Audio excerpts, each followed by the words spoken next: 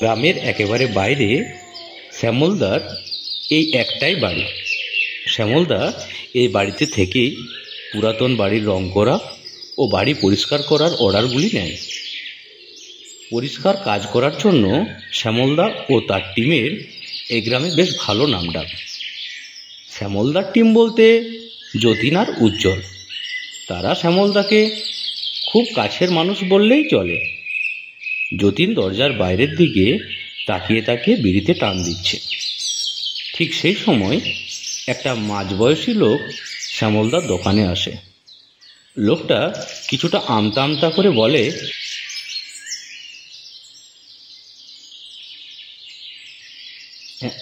আচ্ছা, আপনারাই কি পুরাতন বাড়ি মেরামত করেন? আচ্ছা, আপনারাই কি পুরাতন বাড়ি মেরামত করেন? হ্যাঁ হ্যাঁ, বলুন কতলা বাড়ি? না, মানে বাড়িটা দোতলা, কিন্তু বাড়িটা বেশ কয়েক বছরের পুরাতন, তাই বাড়ির জানলা দরজাগুলোর অবস্থা খুবই খারাপ আর কি। ওটা নিয়ে আপনি চিন্তা করবেন না, আমরা মেরামত করে রং করে দেব। ওরে ওরে ও যতীন, আরে যা যা, স্যারের জন্য একটা চা নিয়ে আয়। শ্যামলদার কথা শুনে যতীন তার হাতের বিড়িটা ফেলে চা আনার জন্য বেরিয়ে গেল। আচ্ছা, আপনার বাড়ির ঠিকানাটা বলুন, কাল সকালে আমাদের ছেলে গিয়ে আপনার বাড়িতে পৌঁছে যাবে। নীলপুর পোস্ট অফিসের ডান হাতে দোতলা বাড়ি। বাড়ির সামনের অংশ রং উঠে গিয়ে ভয়ঙ্কর অবস্থা ধারণ করেছে আর কি। নীলপুরের পোস্ট অফিসের পাশে দোতলা বাড়ি? কই, ওখানে এমন দোতলা বাড়ি আমার চোখে তো পড়েনি। আচ্ছা, বাড়িটা কি আপনার? হ্যাঁ, বাড়িটা আমারই। আপনারা কাজটা করবেন কিনা বলুন। আচ্ছা আচ্ছা, আরে এত চড়ছেন কেন মশাই? কালই আপনার বাড়িতে আমরা লোক পাঠিয়ে দিচ্ছি। শ্যামলদার এই কথা শুনে দেবনাথবাবু ঘর থেকে বেরিয়ে তার নিজের বাড়ির দিকে চলতে লাগলেন। বাড়িতে ঢুকতেই দেবনাথবাবুর স্ত্রী বলল, কি গো, বাড়ি মেরামত করার জন্য কাউকে পেলে? আমি আর ওই হানা বাড়িতে থাকছি না কিন্তু। হ্যাঁ, অনেক খোঁজাখুঁজির পর একটা দোকানের কথা বলে এসছি। কাল ওরা এসে বাড়ির রং আর ভাঙা দরজা জানলাগুলো মেরামত করবে। দেবনাথবাবুর স্ত্রী মিথ্যা কিছু বলছেন না। বাড়িটার যা অবস্থা হয়ে আছে সেটা হানা বাড়ি ছাড়া আর কিছু বলা যায় না। এই বাড়িটাতে যে ঘর ভালো সেখানেই দেবনাথ আর তার স্ত্রী থাকেন। বাড়িটা মেরামত করে এখানেই থাকবেন দেবনাথবাবু ও তার স্ত্রী। দেবনাথ এ বাড়ির ইতিহাস জানে, কিন্তু তার স্ত্রী এ বাড়ির সম্পর্কে কিছুই জানে না। বাড়ির ভেতরের ভৌতিক ব্যাপারগুলো খুব যত্ন করে তার স্ত্রীর কাছ থেকে আড়াল করে রেখেছেন দেবনাথবাবু।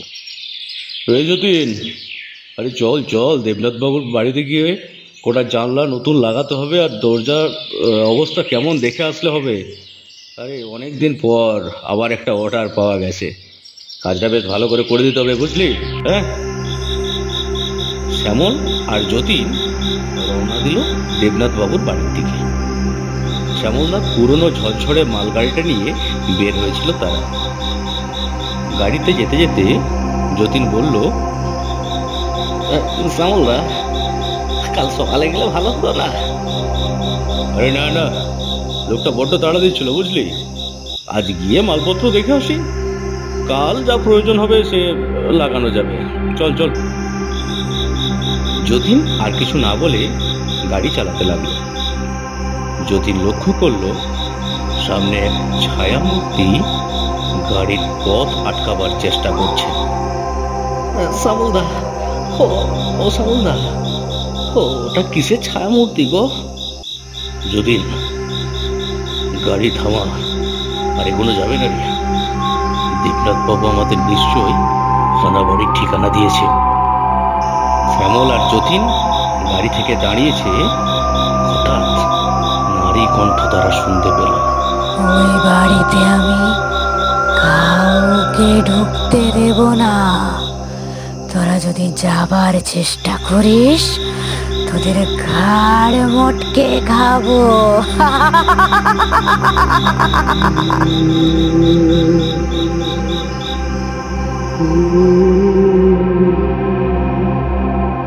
এই কথা শুনে শ্যামল আর যতীন তাদের প্রাণ বাঁচাতে দৌড়াতে শুরু করলো তাদের বাড়ির দিকে।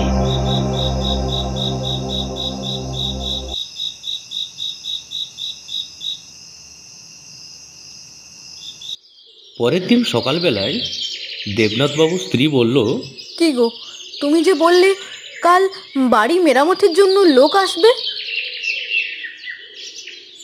আমার মনে হয় ওই বাড়ির নাম শুনেই ভয়ে পালিয়েছে। হ্যাঁ হ্যাঁ, কিন্তু আমিও বুঝতে পারছি না কেন তারা আসতে দেরি করছে। দেবনাথ তার স্ত্রীর এমন হাসি দেখে সত্যি অবাক। কাল রাত্রিতে সবিতা যে বাইরে গিয়েছিল সে কোথাও তাকে জানালেন না দেবনাথবাবু। দেবনাথবাবু পরিষ্কার বুঝতে পারলেন তার স্ত্রীর উপর কোনো অতৃপ্ত আত্মা ভর করেছে।